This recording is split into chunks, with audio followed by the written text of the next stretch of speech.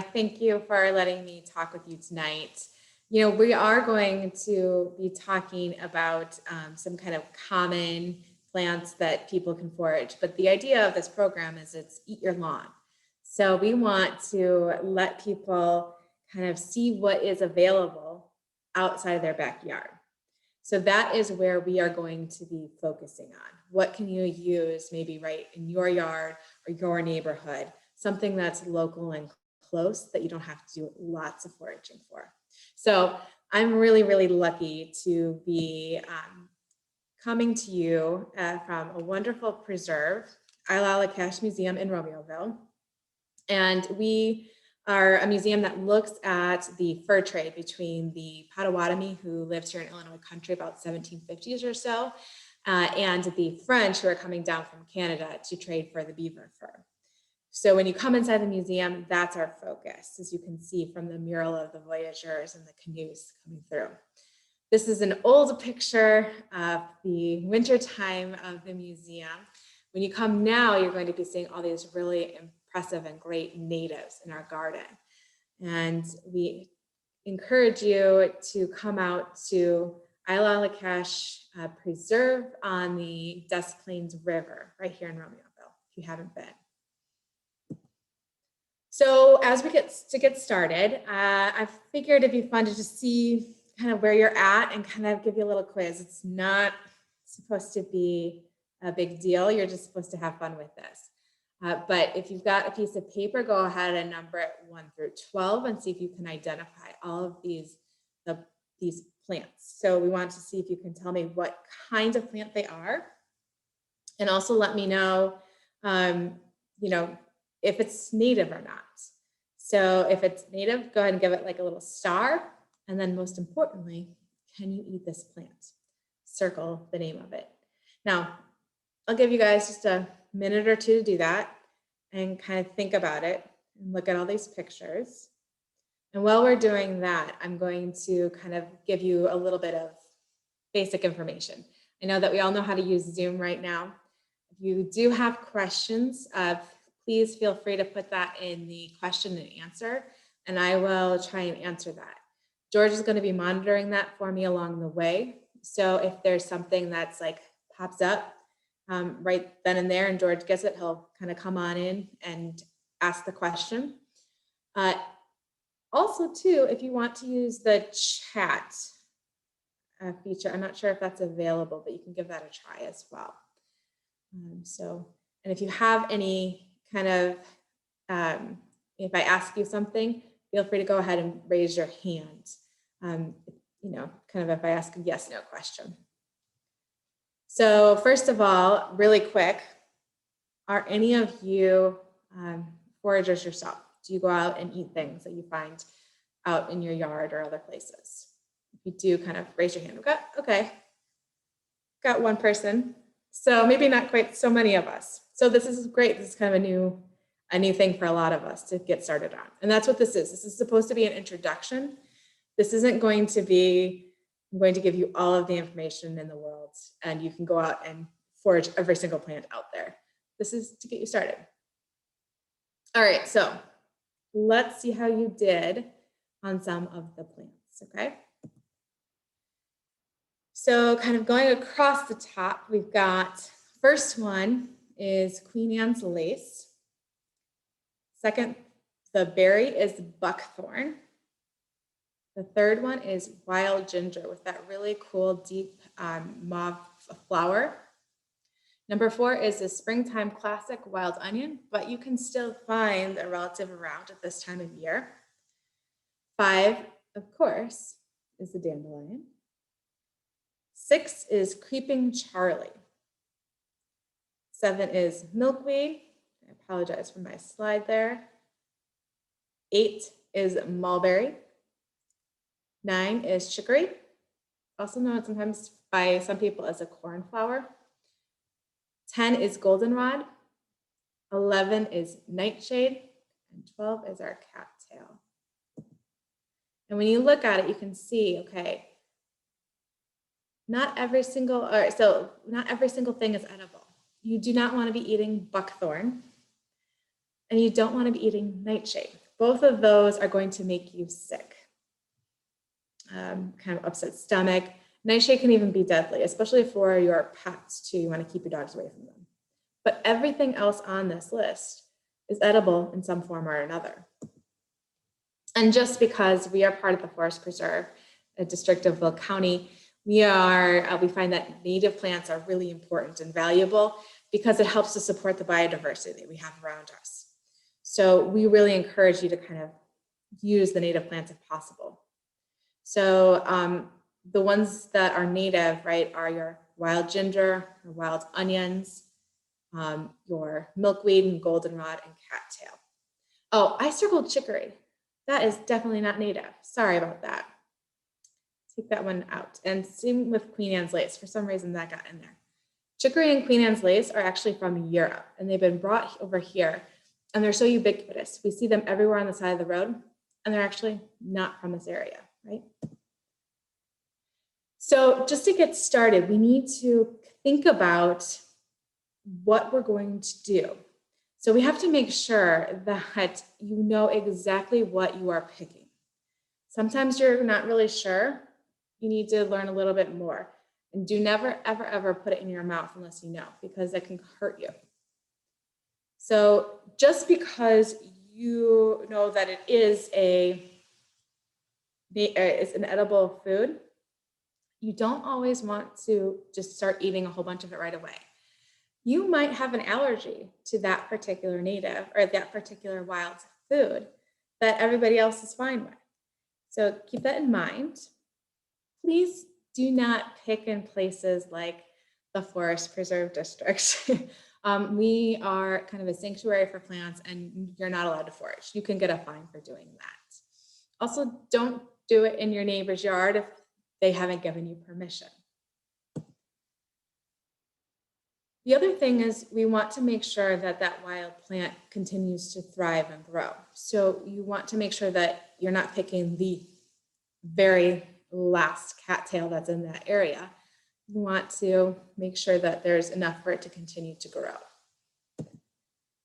And kind of going along with that same idea of not, only picking plants that are found in abundance, make sure that you are going to actually eat and consume what you pick within the next day or two, or you're going to freeze it and actually use it.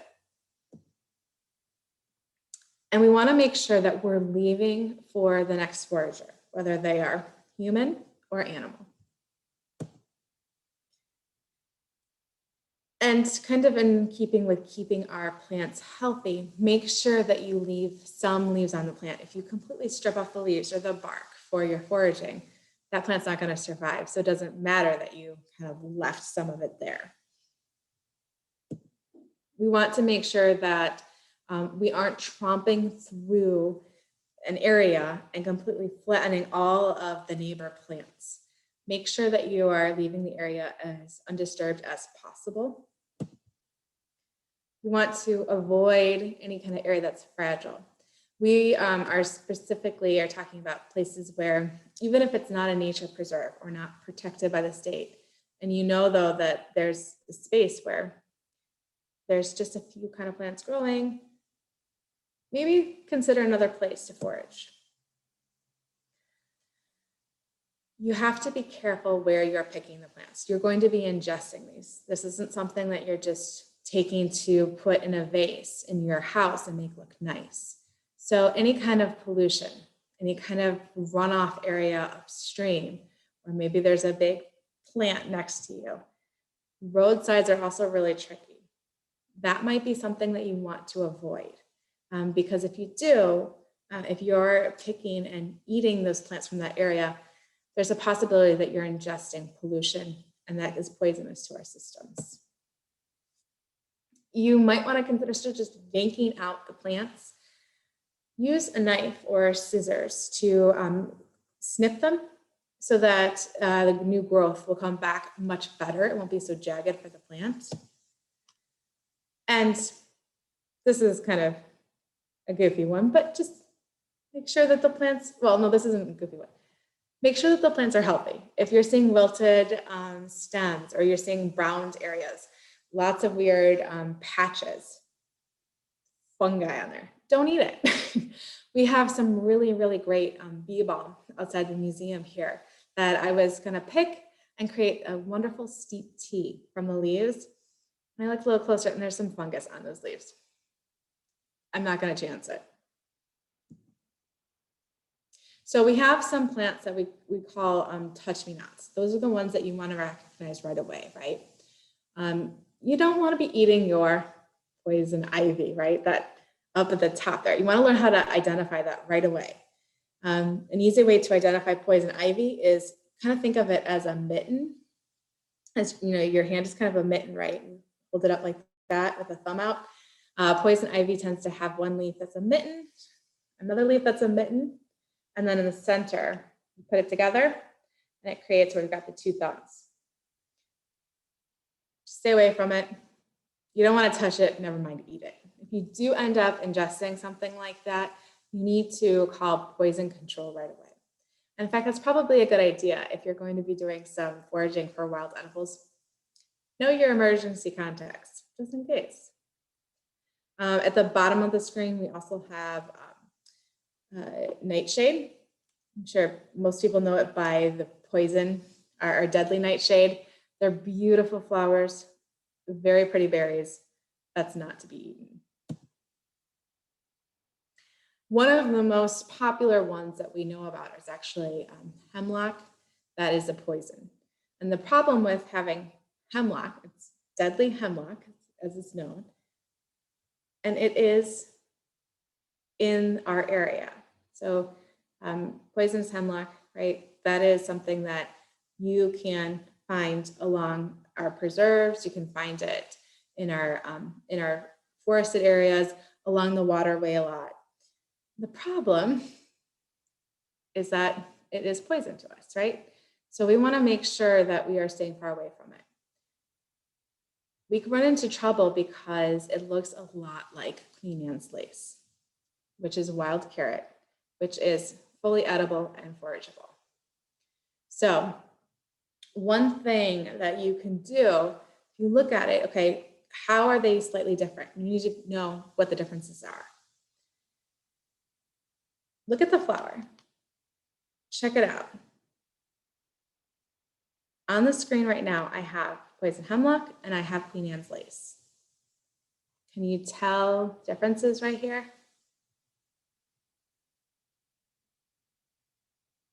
So right here, on the right side of the screen, that is poison hemlock. These two on the left, that's Queen Anne's lace. If you look closely at the flower, the Queen Anne's lace, you're going to see this little drop of blood, this red piece that's right in there. There's a story to kind of help you remember of this when you're out foraging. Queen Anne loved to make lace. And when she was making lace and she was using the sewing needles and everything else, she accidentally pricked her thumb and a drop of blood fell onto the lace. So if you see that purple, that red dot, Queen Anne's blood, it's Queen Anne's lace, it's good to go. You're also going to notice with Queen Anne's lace, it looks almost like a nest when you see it right there, right? In the bottom picture. Once the flower is done, it kind of creates this little nest. Another giveaway. When you look at, I've got another here. They also has these thorns that kind of come around Queen Anne's lace that you're not going to get around hemlock.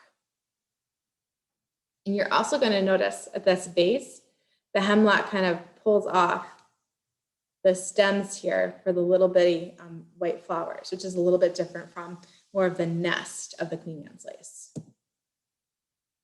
We also want to look at the stem. So it turns out, you can kind of think about it this way, Queen Anne was kind of hairy as well. She never shaved her legs.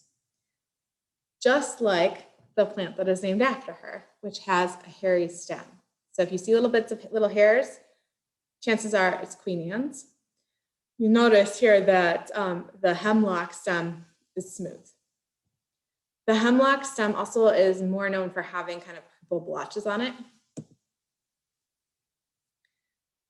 Okay, so knowing what you know, you look at both of these are the leaves of both hemlock and Queen Anne's. Can you tell the difference between the two? You had to guess which is which? I think this one's tricky. So here we've got this side, even though there's purple blotches on it, this is Queen Anne's lace. Because you're noticing she didn't shave her arms either, right? The leaves have some hairs on them as well. This is hemlock. There's no fine hairs. Now, the reason why we want to know about that is because we're going to be, right now at this time of year, we can start to forage a lot of the Queen Anne's lace that we're seeing everywhere on the side of the road. Some of the best things to use Queen Anne's lace for are the flowers. People will fry them up in fritters. You can just put some oil in the pan. So we are going to collect the flowers. We like to do it, again, early on in the morning, if you can, when the flowers are still really kind of fresh, the plant feels really fresh, the dew is around to kind of help maintain that freshness. And then you're going to be able to get that flower, clip it, fry it up in a pan. If you want to add some breading and seasonings, you can do that too, just like you would if you're going to fry up some fish or anything else.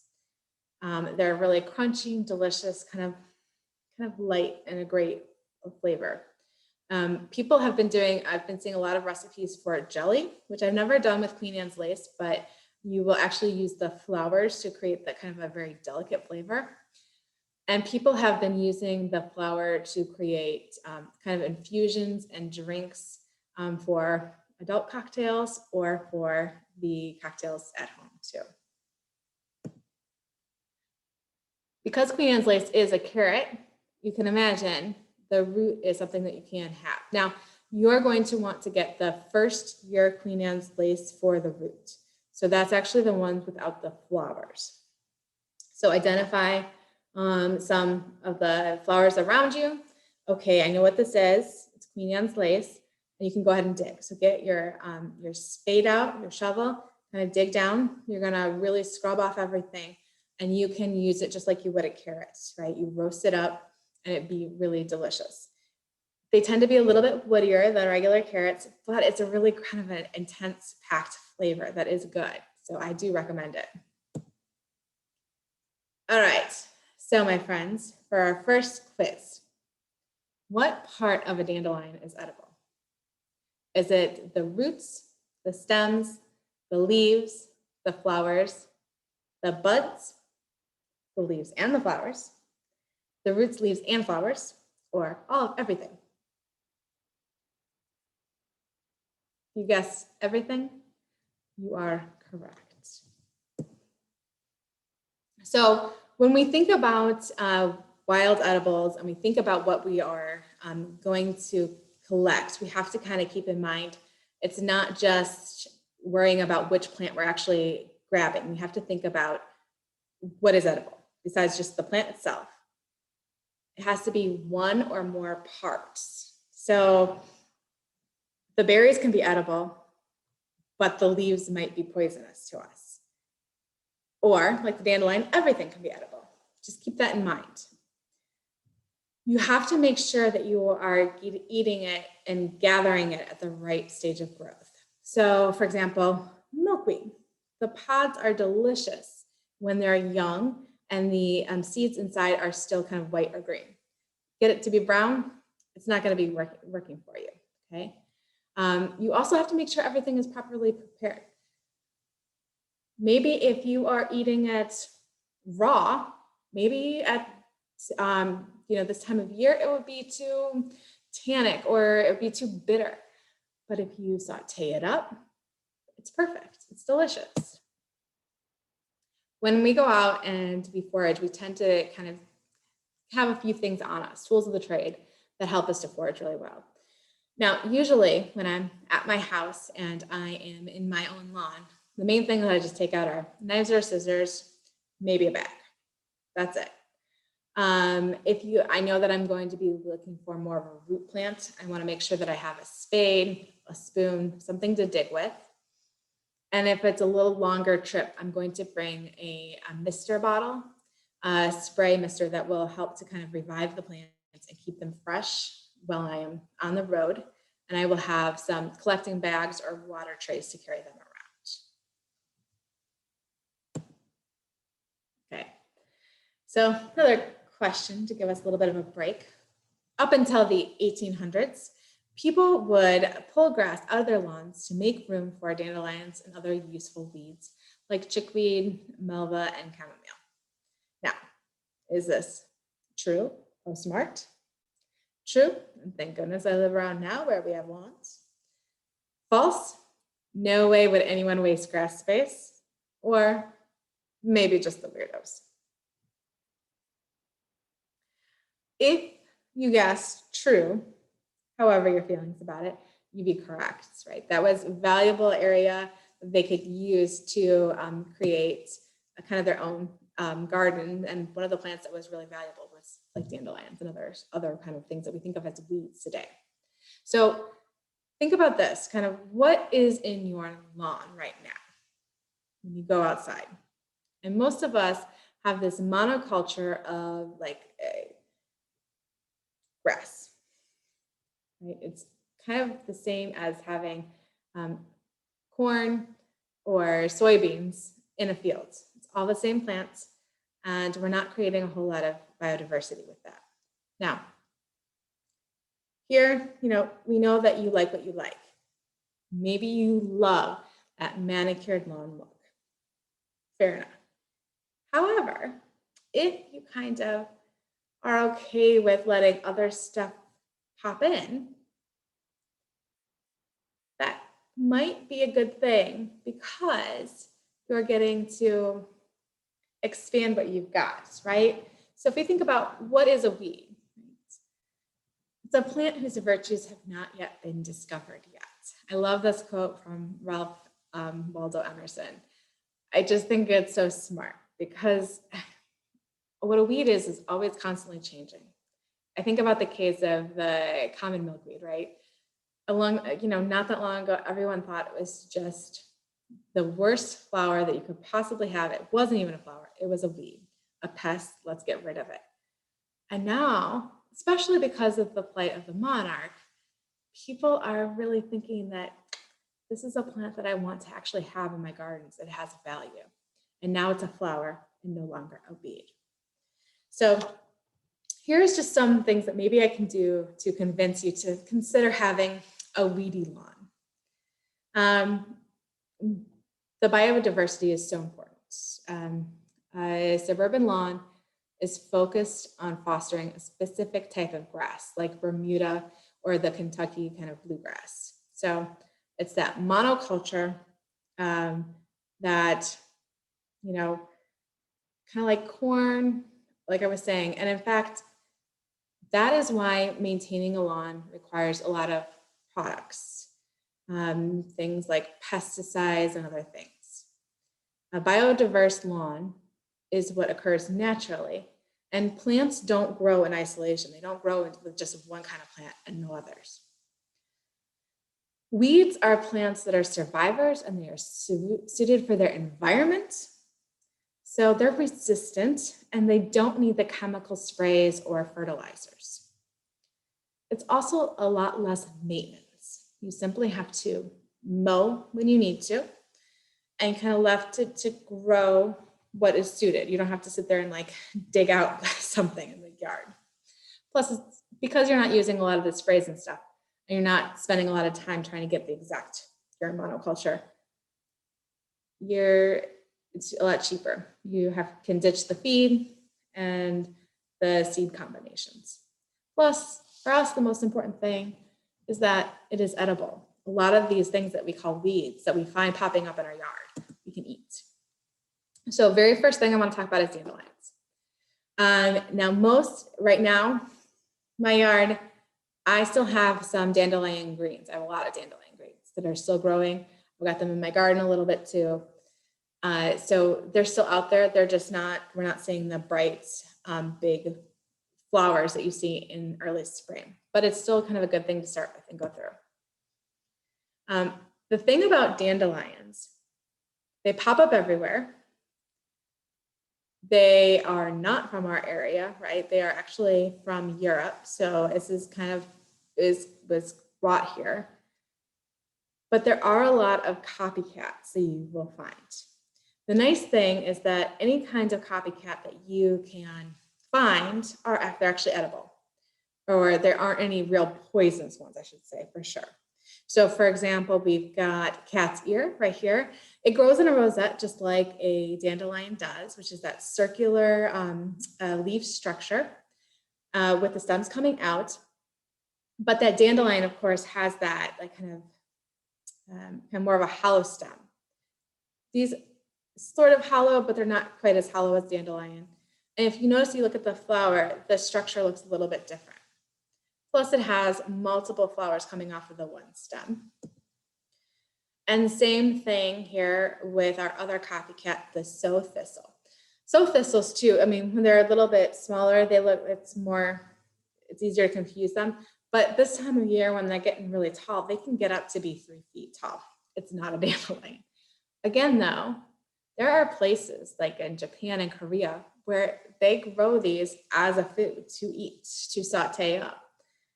So if you accidentally grab them, it's not a big deal. Another one that came up when I did this program last time are docks, yellow docks, prairie docks, that sort of thing. So you look at this, you can kind of see where people might think, okay, it looks a little bit dandelion-ish, but notice the really like kind of more of the curly edges, but they're not the sharp teeth look of dandelions.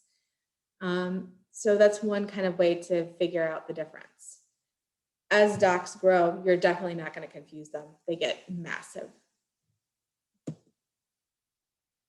So as you can see, this is what like the yellow dock, the prairie dock looks like. As it gets older, got kind of these like almost like oat looking seeds that are on there. You're not going to confuse it. It is, of course, edible though. You can actually saute up the greens and it's delicious. But if you are focusing on your lawn where you're seeing dandelions, you want to look for nice fresh greens. You want to take your knife out, kind of just go ahead, take them at the edge, at the base, right where they start to grow up from the ground and cut them there. If you can, shake everything out in the lawn when you're there. Try and get as much of the stuff out before you get into your kitchen. If you're looking for plants, if you're looking for good eating, this time of year with dandelions, the greens can be very bitter if you're eating older greens. I still actually kind of like it, but there are things that you can do to calm down some of the bitterness and make it a little bit better for your palate. First of all, look for younger dandelion greens. If you are mowing over your lawn, the greens might be coming back, okay? So they might be a little bit fresher and younger than somewhere out in a field somewhere. So keep that in mind. Once you get it back into your kitchen, make sure that you're giving it a really good wash and rinse through. And then you can do amazing things with it in like salads. Of course, you've got younger, tender greens, make it into something like almost like a wilted spinach salad. But this time of year especially, I like to chop it up really fine and kind of use it almost as like an herb in like a rice salad.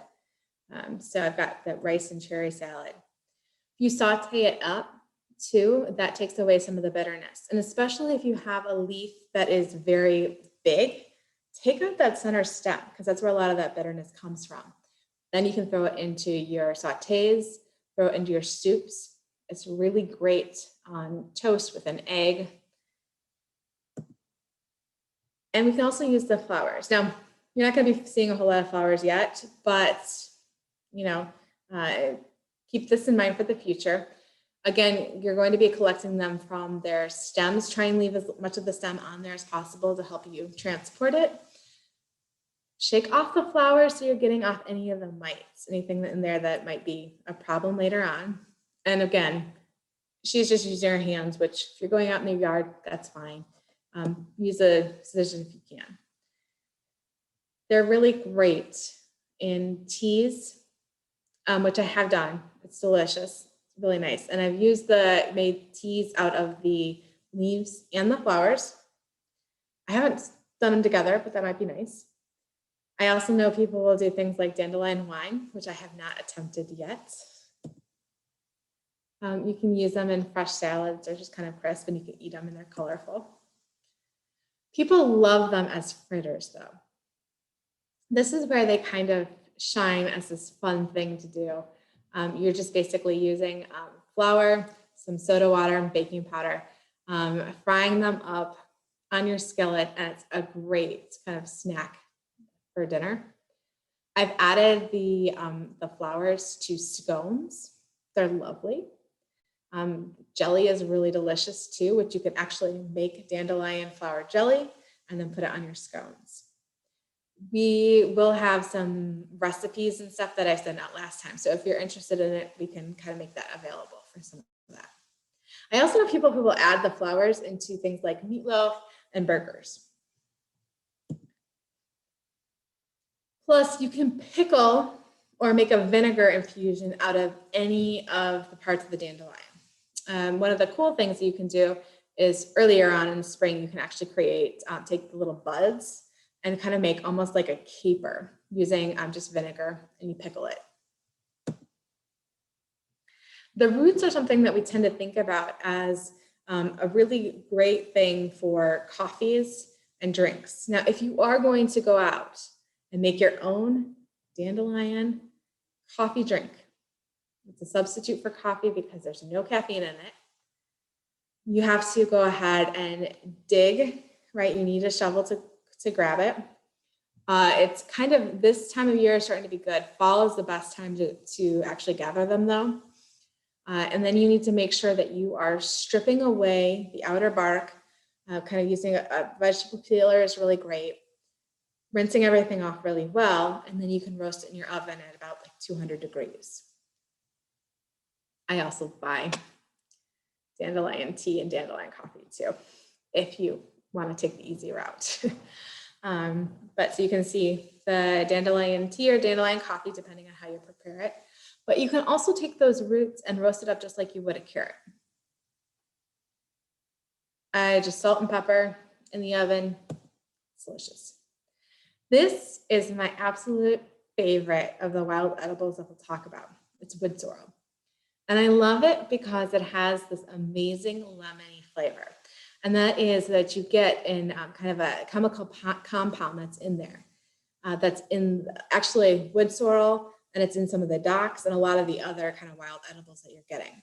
Now, you can easily separate this out from clovers by looking at the shape of the flowers. The shape of the leaves. They almost look like a heart. But, right, so it's very different. It almost looks like if you fold it in half, it becomes this like heart shape. And that'll help change it up from like a clover. In our area, I see mostly the yellow flowers. It's got these tiny little yellow flowers, which are edible too. But it also the flowers can be white or pink. And the other great thing about them is you're going to be noticing seed pods. They look like tiny little okra seed pods. And those are edible as well. They kind of have this delightful little like bubble in your mouth. They are basically what I do. I've encouraged them to grow in they're in my yard. I encourage it to grow in my garden because I love it so much. And I just basically go out there with clippers and I just cut it out.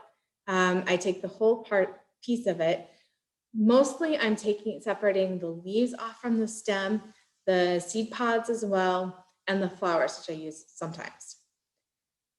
And I use those the leaves, and I just kind of chop them up. Especially when they're a little bit younger, you can even get the stems in. It creates really great additions to your eggs, to your fish, anything kind of like light and delicate. You can create kind of like a soup stock almost out of them.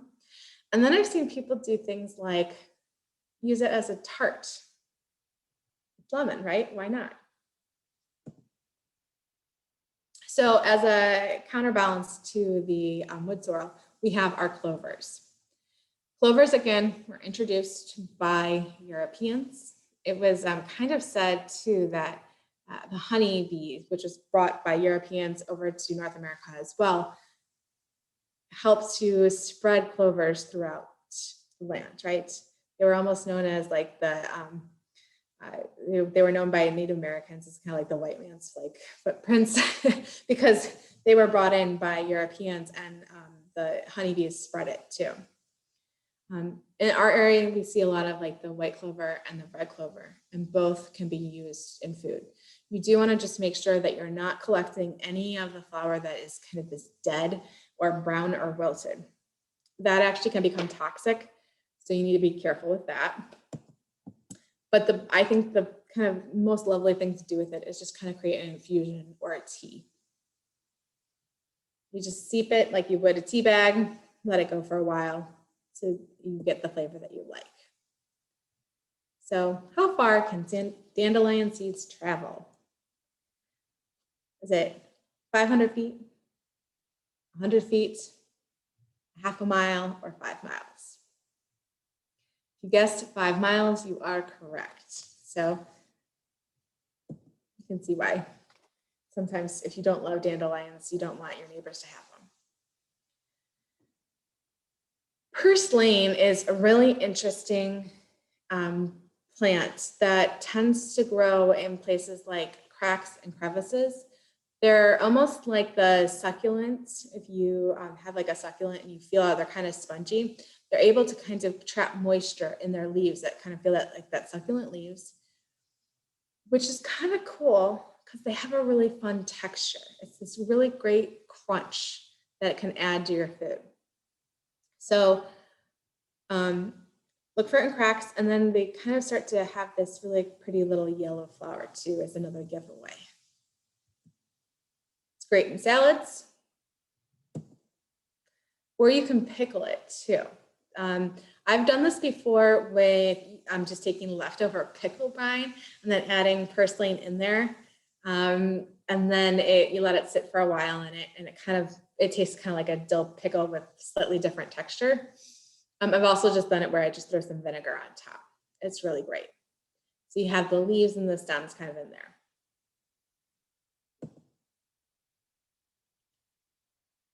Plantain is another cool plant that once you're able to identify it, you can see it everywhere. It's all over the place. Just look for that broad leaf, and then those seed heads that come up from the top there.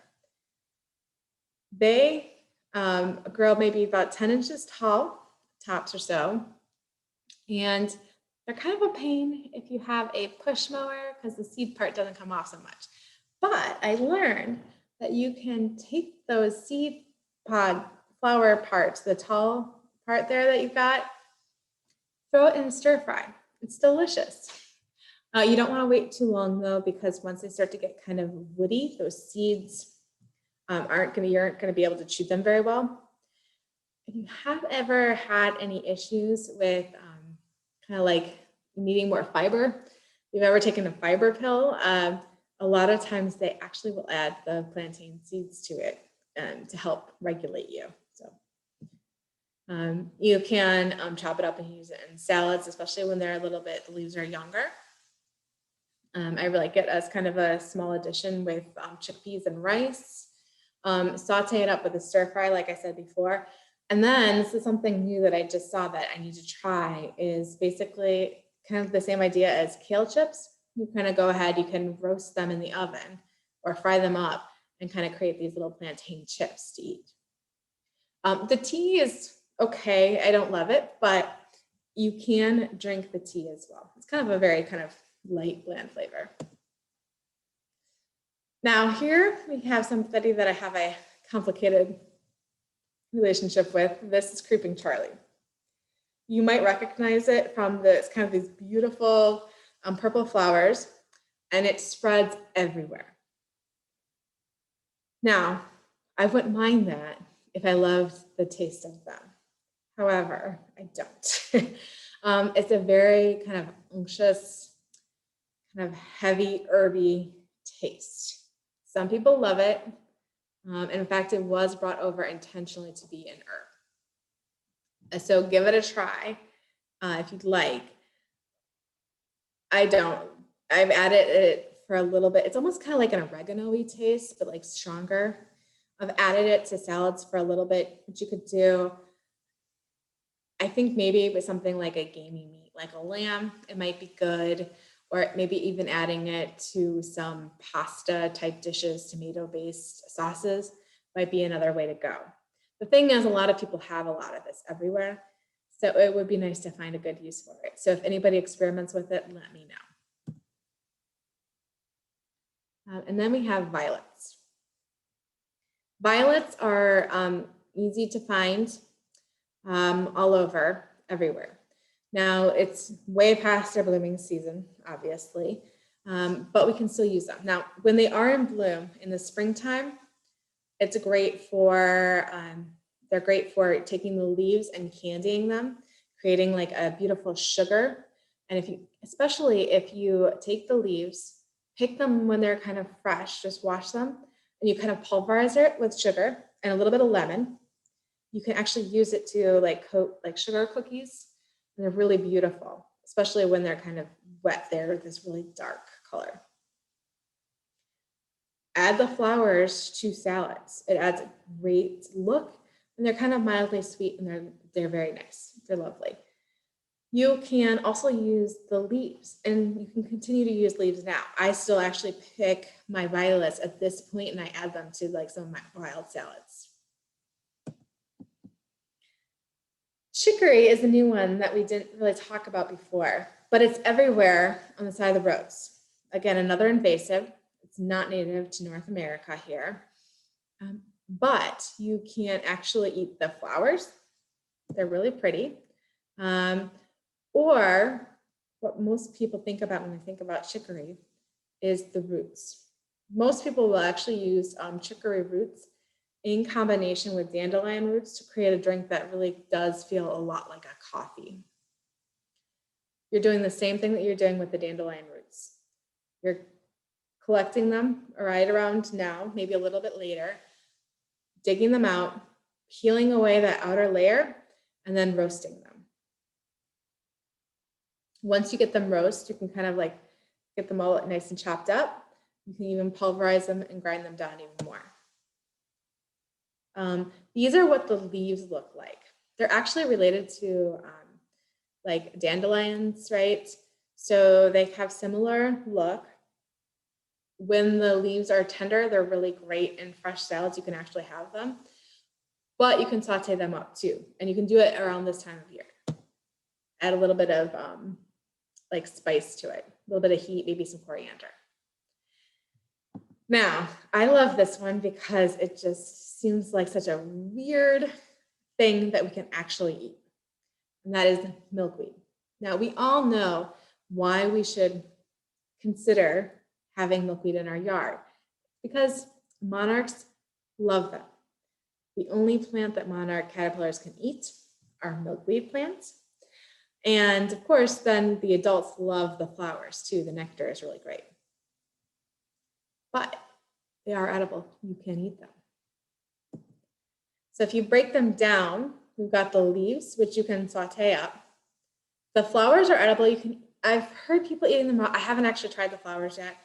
I've heard people eating them raw. I've heard them doing the fritter thing as well.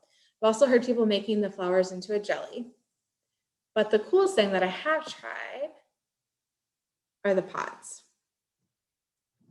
When they're young, so we're starting to get to the end of it, but when the pods are young and the seeds inside are still white, you can eat them. If you wait too long and the seeds turn brown, it's no bueno, you can't eat them. But you can fry them up really basic, just add some salt and pepper, kind of like you would maybe like an okra or something like that. Or you can get a little fancy with it. Add some meat wrapped around it. You can batter them and create like a buffalo style milkweed pod, or you can stuff them, just slice them open and add things like rice or other kind of savory nuts and additions. Okay, so my friends, here we're going to spot, we've got two truths and a lie. So you want to spot the false statement about dandelions. Scientists think that dandelions originate from Tunisia. The dandelion flower opens to greet the morning and closes to the evening to go to sleep. And the name dandelion is taken from the French word dandelion, meaning dandelion's tooth, because of the coarsely toothed leaves. Now, the thing that is not true is it's not from Tunisia. It's from Europe. So just to kind of wrap everything up, it's a couple kind of key things to think about going forward. It's a really good idea to find somebody else who's been foraging too, that they do a lot more foraging, because then they can kind of help you out and helps you to spot things that you didn't realize before. I think that great internet resources or a book is fantastic. So this is my favorite, Edible Wild Plants, because this book does a really nice job of showing what the plant looks like at different stages and different seasons. So when you're using books or when you are talking with people, you want to make sure that you're not just relying on common names sometimes. Because if you do that, we have different names that for, like we might have the same common name for, or different common names for the same plant, but the Latin name is always going to be the same no matter what. Now, on here I put to use all your senses, but just don't taste things until you're positive, basically, of what the plant is. But everything else, smell can really tell you something. Besides, your eyes, smell and other kind of touch, feel can let you know what you're looking at.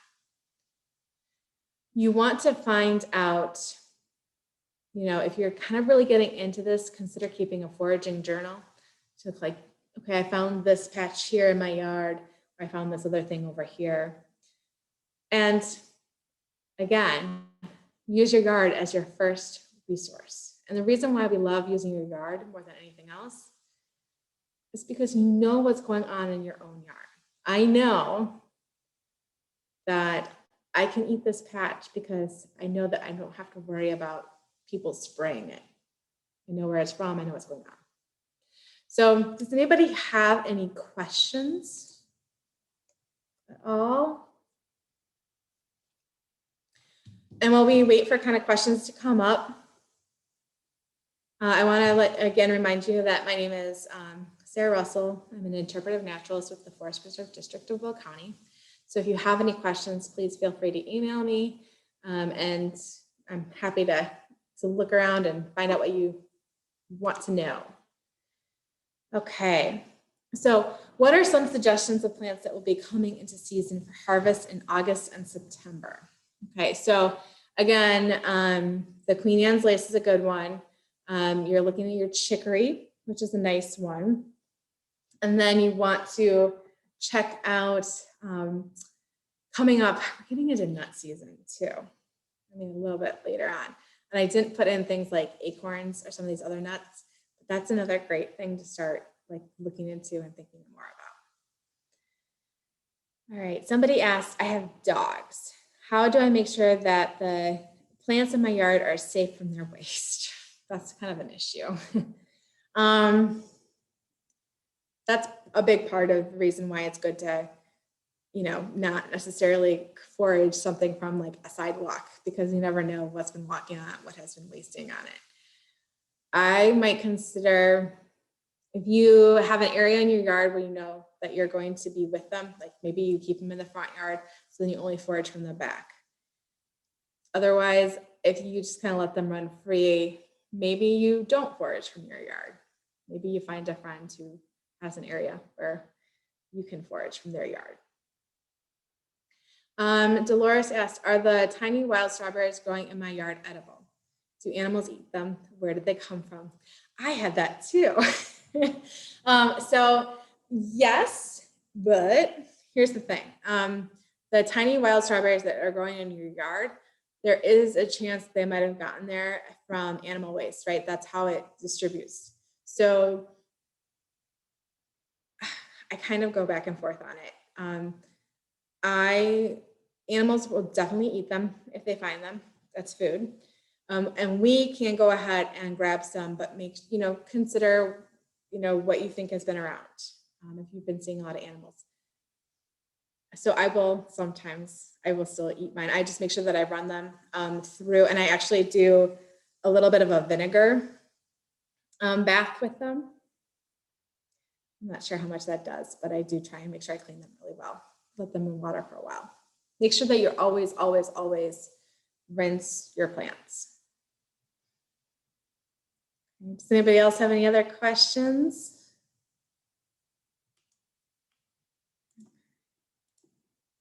Well, thank you so much. And if you're really interested in this, continue to use your plants, your books as your resources and other things as well too. Yes.